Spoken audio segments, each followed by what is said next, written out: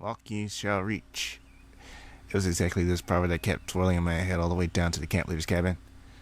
Somehow I just couldn't manage to pose to pretend that I'm sick or to just skip it without a reason. Events of the day taught me submission, although sometimes whatever was happening made no sense to me. So I walked in, taking a thought. Well, in fact, how should I get ready? Clothes, only have an overcoat and a pair of jeans. Anyways, I've forgotten to ask whether it's going to be an overnight hike or not. Couldn't think of anything better. I grabbed my sweater that I had on me when I arrived in the camp. The night might be fairly chilly, and shuffled out to the square slowly. All the camp was already there, although it was about 10 minutes up to the time designated by Olga. I snuggled near the edge and waited patiently. The night was falling. If we are to be looked at from the outside with a fairly comical picture, it would be a crowd of pioneers lined up out of sheer habit. It was like a waiting for a silent command from a bronze agenda. All of this happening in the scarlet rays of the sunset. And there he is, waving his hands and screaming, "Attack!" as roaring soldiers with red neckerchiefs converge into the battle against some ghost enemy. But Olga has shown up and started to talk instead agenda. Seems everybody is here. Great.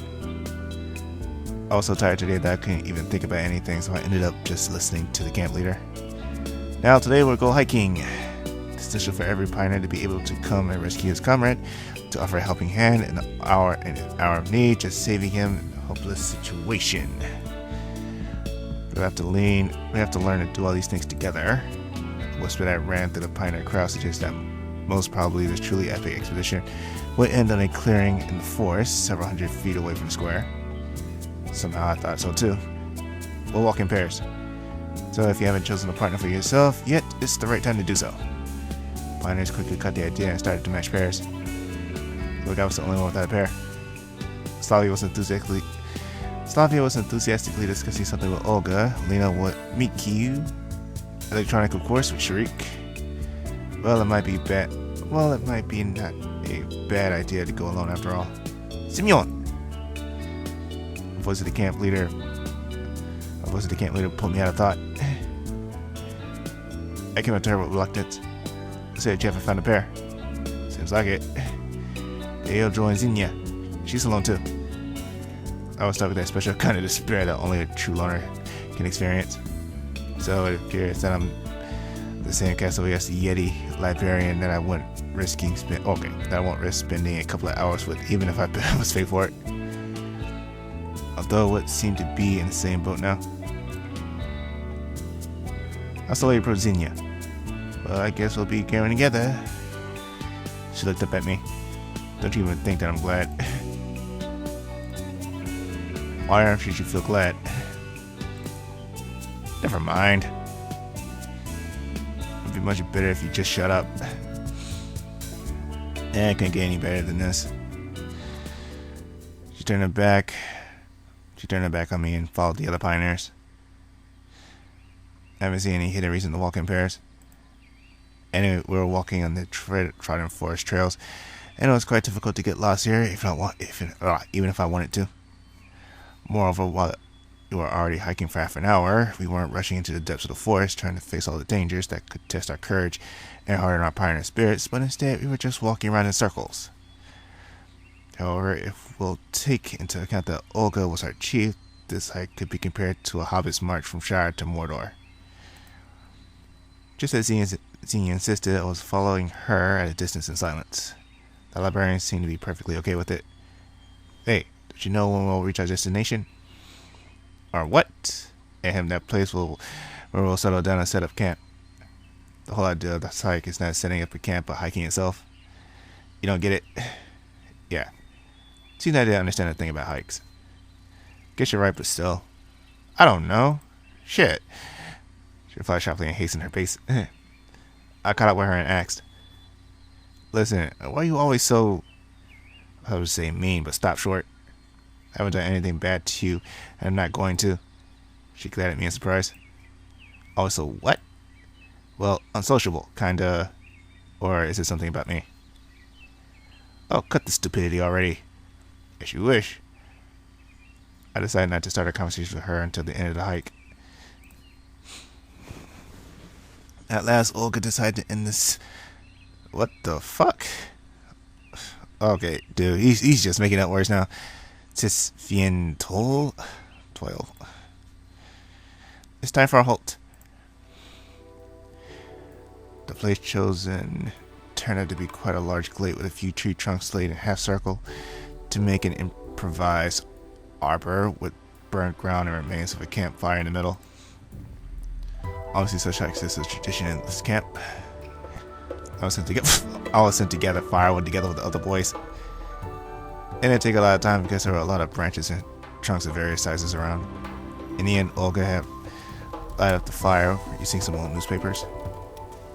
Maybe those newspapers have dates on them, you moron! Just look at them! I was eager to know what was written there, but couldn't discern anything but Soviet symbolics. Say, numbers are universal. Just look for like a 4-digit number, like it says like 1980 or 2000 something. Pioneers took their places on the trunks and started to talk about their things. Seems that the final goal of this event was achieved. All the things missing was a pot of fish soup, aluminum cups, and vodka and a guitar. But I wouldn't be surprised if all this would appear here somehow. What are you thinking about? Slavia sat next to me. Oh, nothing special. Just enjoying the hike. You don't look too happy. Well, I'm not ready to rejoice in jumping. Sorry about that. Okay, I won't disturb you. She was sitting with me for a while, but after realizing that I wasn't in the mood for talking, left me to enjoy my introspection all alone. And all I wished for was to lie down in bed and fall asleep as soon as possible, but I was being filled with smoky and useless chatter of pioneers around me instead. They were cheering and laughing and were enjoying this warm summer evening in general. In the far side of the glade, I noticed Lena, who was arguing with Alyssa intensively. And Lena seemed like complete opposites to me. Slavia has left somewhere after our conversation, it seems. Electronic and Shriek were trying to prove something to Olga furiously. Looks like I'm the only one who doesn't belong to this place.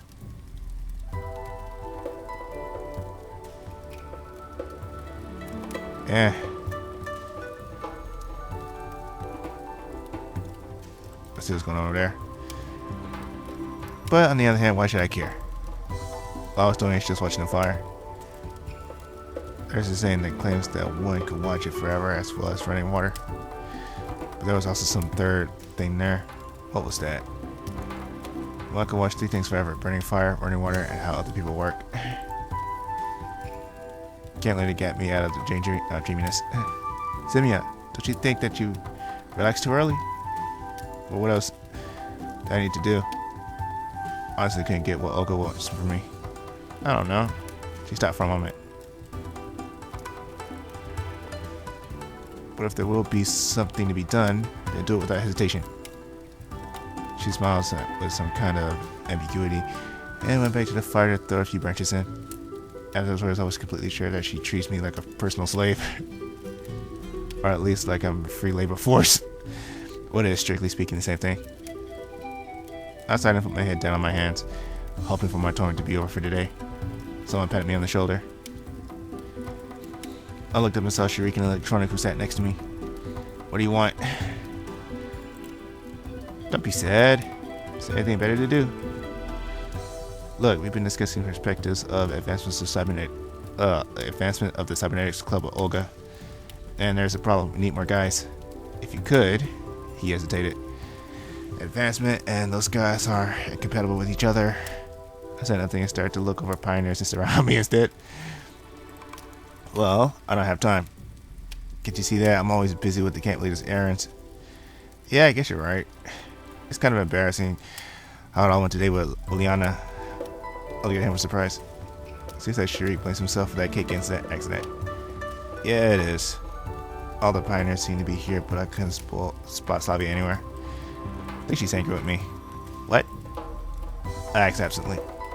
Uliana, maybe I should apologize. No, it's not your fault. It said silent for a while, then I stood up and said, my legs are numb. I better take a walk. They gave no reply. I made a few circuits around our improvised camp, noticing close looks of a camp leader following me. It's like Olga couldn't wait to come up with some kind of chat. It's like Olga couldn't wait to come up with some new kind of task for me. I haven't found Slavia anywhere. I wish I couldn't try and find her. On the other hand, I felt sorry for Uliana every time I recalled her upset face. Maybe the hike isn't the most entertaining thing ever, but sitting here all alone isn't any better either. But at the same time, I didn't want to go anywhere. See, try to find Slavia, go to Uliana. Oh, let's find Slavia, see what she's doing. I was absolutely sure that Slavia's alright, so I decided to— What?! That's not what I chose! What the hell?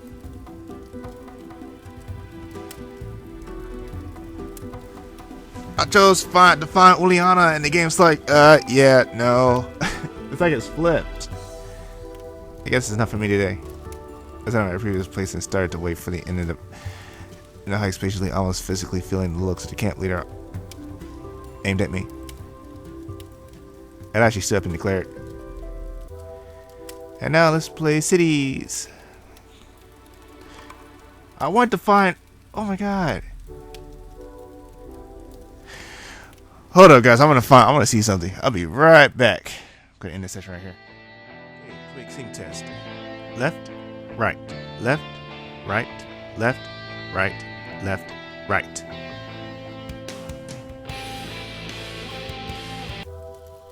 Okay, I found out the problem that this game's having.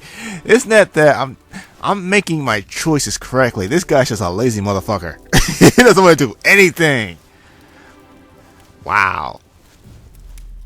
Damn. I made sure I want to go find, like before I made the choice to go find Slavia, and he's like, you know what, on second thought, she's okay. And so I thought something was wrong, because I'm like, wait, shouldn't he be like going to look for her? And then I kind of stopped the game and kind of replaced some stuff, and then I chose Uliana and see what I was gonna do. He was like, you know what, I don't want to see her either, so he just sat there. So no matter what you decide on doing, he's just gonna sit there. What the fuck? The game's like, yeah, fuck you. We're not gonna add extra scenes for your convenience. We're just gonna let you sit here. Cause yeah, with that patch in the game, this thing should be unedited now. So okay. And now she wants to play cities. I don't know what the fuck that is. And I think he gets the game itself. But it was obvious that the hike will take more time because of it. Pioneer sat around the fire. I noticed Lena and Alyssa, who take their places in the trunk opposite of me. It seems that everything's alright. And just a few minutes ago, I thought the other way around. Well, looking at the quarrel. But anything is possible.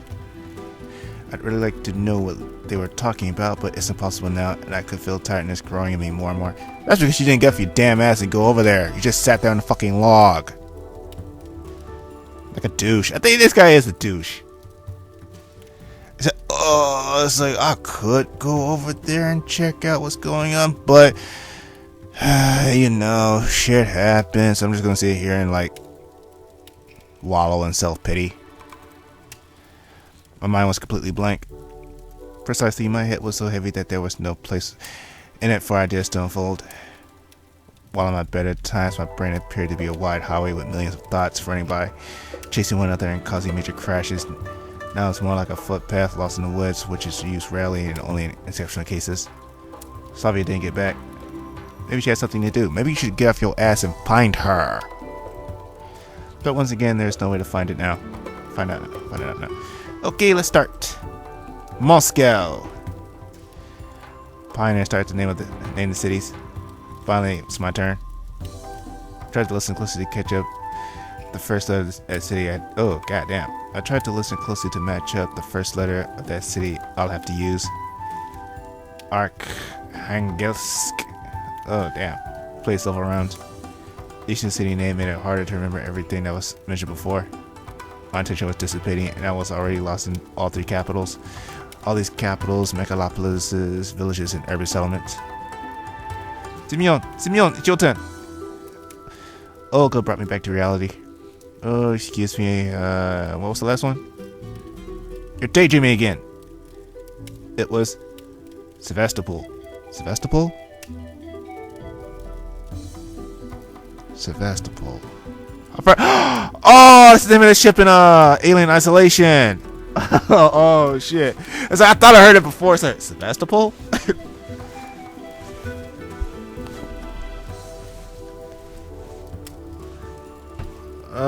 Snap. Is that another reference? Nah, it's too coincidental to be a reference. It's a real city after all. Okay, then I'll say London. Already used. Well then, get me thinking. There are tons of cities in the world starting with L. Well, it's hard to remember every one of them now. Liverpool. Already there. Los Angeles. Ah, finally. She gave me a scuffle look before the game. Yeah, but the game went on. Wally Bear think you have another city starting with L, but fortunately it was the last round. Okay, that's enough for today. I've already started late. Time to go to bed. A sigh of relief. On our way back, we walked as we could without joining in pairs. A night descended upon the camp. Perfectly regular, normal night. It was one of those nights when dark skies, stars, and even a crescent moon don't bring any special feelings, and chirping of crickets and songs of night birds seem more like a routine work than a nocturne charms. In a few minutes, all the pioneers started lining up in the square. It was quite late already, and fatigue took its toll, so our lineup wasn't perfectly aligned. It looked to me more like a line of Vikings after a successful battle. Warriors are happy and smiling, anticipating their comeback to their families, and not to keep out maintaining correct formation. But someone else could possibly see here a completely different troop, completely defeated troop, or a bunch of survivors who made their march to the homeland with their last bits of strength. Thanks, everyone. And now to go to sleep. It's late already. Pioneers quickly ran their ways, and so we were left together with our camp leader. And we should go too. We went in complete silence to Olga's cabin. Okay, let's sleep, she said, turning off the light. I was tossing and turning for quite a while, recalling all the events of the day. On the one hand, I was overcoming fatigue. But wait a minute, didn't you lose track of Slavia? And they're like, okay, let's go back. So wait a minute, they left without Slavia? Or she kind of rejoined the group, like, off screen? Okay, on the one hand, I was overcoming fatigue. On the other hand, I couldn't shake the feeling that I'd forgotten something, did something wrong, or said something wrong. And this feeling of incompleteness was tormenting me. It was about 2 a.m. All the bad things would end sooner or later. I at least would take a break. I fell asleep.